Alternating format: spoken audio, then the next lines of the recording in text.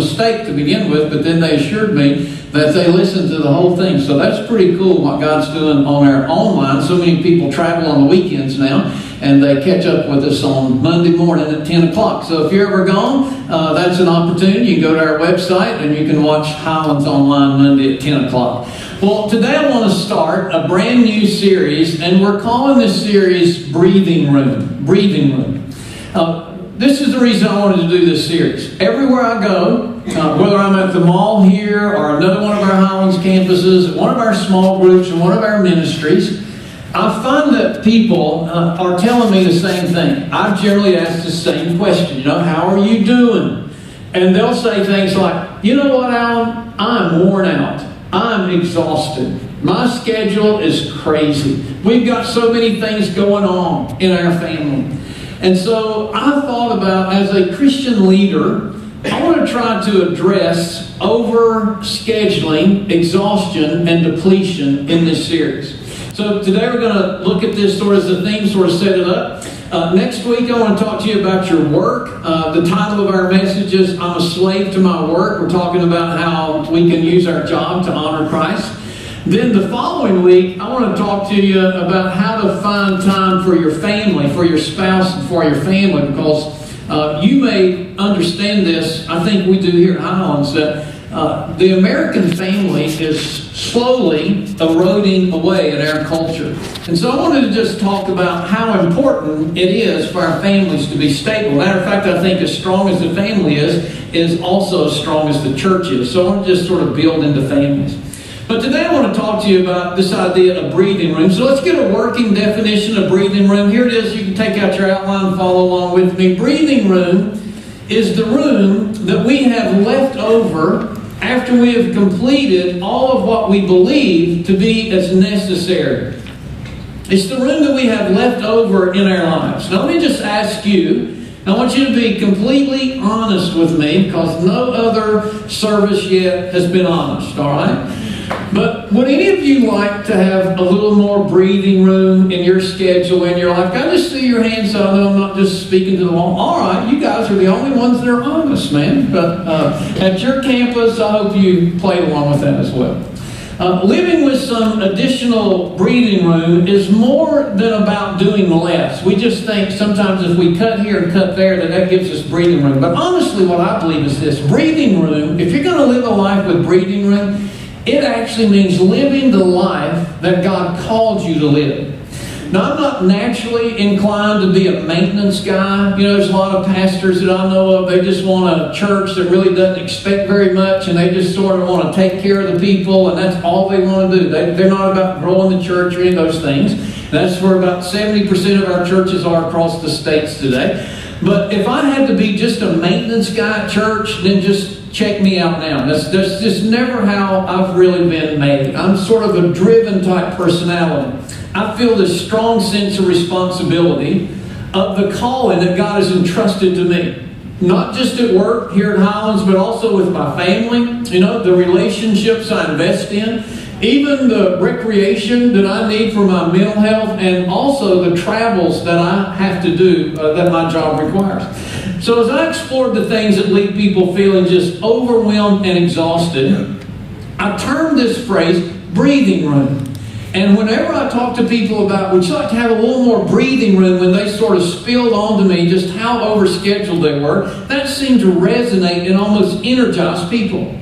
Now, perhaps you're here this weekend, and I think when I talk with these folks that they hope that I would unveil some kind of closely held secret, a key to the universe that would sort of help them uncomplicate their busy lives. Perhaps they assume that I was well beyond these issues in my own life, and I could share the answers to how to have a life that God wants us to live.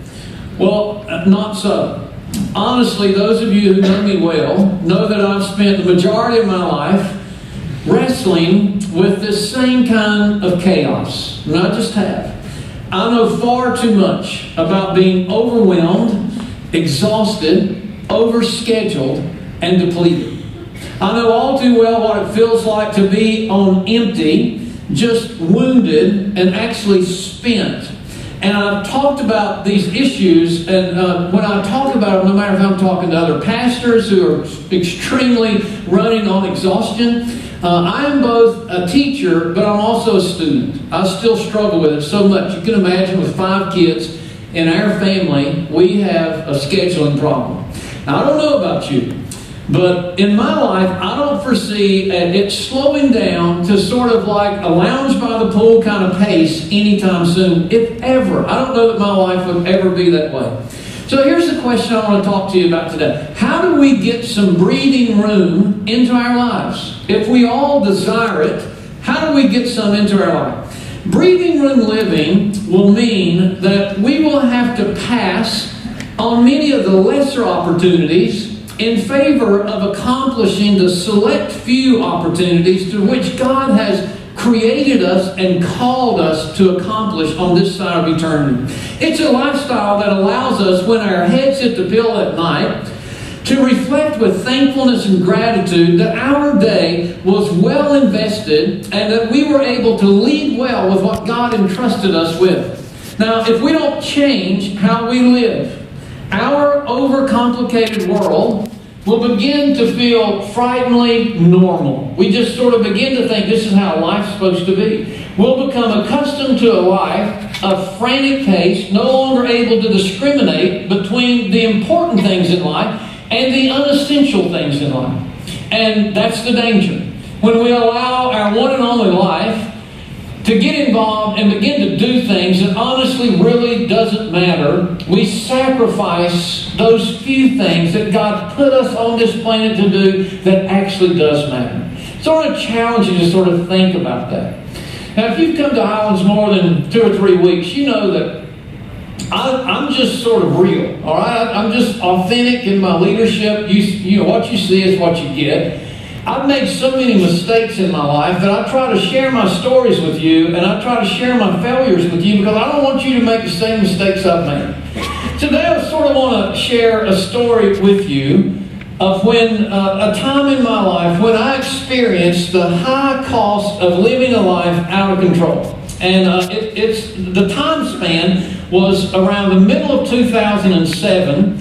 And then I sort of crashed and burned in the middle of 2008. So I want to take you back to this time in my life and just sort of be as transparent as I know to be. I was the pastor of a growing church. God had His hand of favor on our ministry. Our church was growing by leaps and bounds, and a lot of people were coming to know Him. So in every aspect, we were growing. And growing churches, you have to do something. You either have to do more services. We're doing 3 services on the weekend. And then we also saw the need. We're going to have to build a bigger facility. So when you build bigger buildings, and I was in a building program, I asked this fellow in our church who was a great contractor, and I asked him, would you be the project manager? He'd been with me for a number of years for this new building program. And he said, yes, I'd love to do that. I've got time built in my schedule where I can.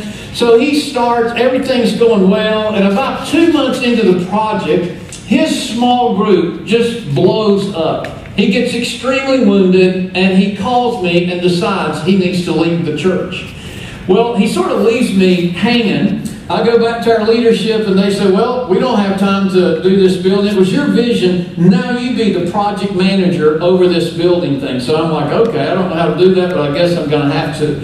I was also in seminary as a full-time student working on my last terminal degree, working on my dissertation at the time. And when you're in a building program, that kind of phase, you're also trying to raise resources. So it was a tough season for me. I was running at maximum potential. Brenda was working full-time. We had 2 kids, running on all cylinders. And I was just sort of at maximum capacity. Maybe you've been there at times. I felt like I was hanging in there, taking one step at a time. But every day I realized I was getting depleted a little bit more each and every day. Spending 40 hours on the building project, then going home trying to get a message for the weekend, working on my seminary stuff, and then trying to do stuff with the family and kids. And it was running me ragged. Started at 6 a.m., finished and got in bed, dropped in bed after midnight each night.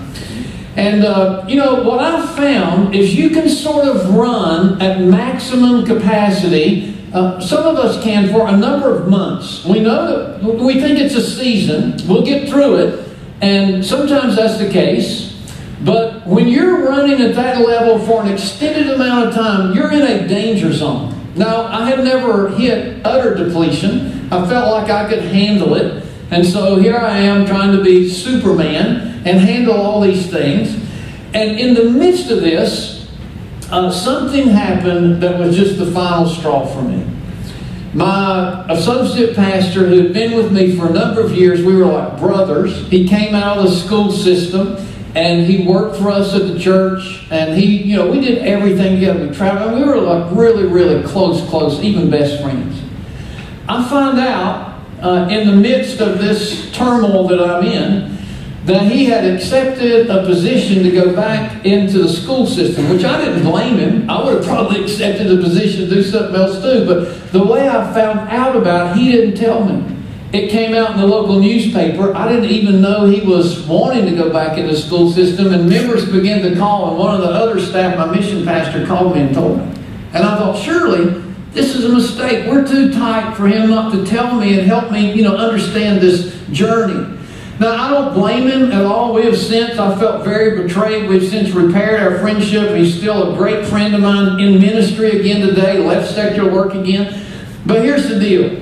When you're running at maximum capacity for a number of months, when something like that happens, that was the straw that broke the camel's back for me. And the only thing I can tell you, that night I remember just tossing and turning. And I don't know if I had a nervous breakdown. I don't know really what happened to me. I felt like I was dying. Looking back on it, it was probably just all the stress, all the anxiety, everything that just overloaded me to the place where I'm convinced I'm having a heart attack and I'm dying. So I get Brenda and I tell Brenda, hey, goodbye, I love you, but I'll see you on the other side. I get the kids, I tell them bye, I'm convinced that I'm on my way in an ambulance to the hospital. They take me to Kingsport and they do all these tests on me. They do an actual heart catheterization on me. And they find out that a lot of things are out of whack, blood pressure's high, bleeding. I could only pray, this was my prayer, God, help me. Lord, help me. God, you got to help me. That was my rock bottom moment. I don't know if you've ever had anything like that. I wouldn't wish it on my worst enemy. But it was where I finally realized that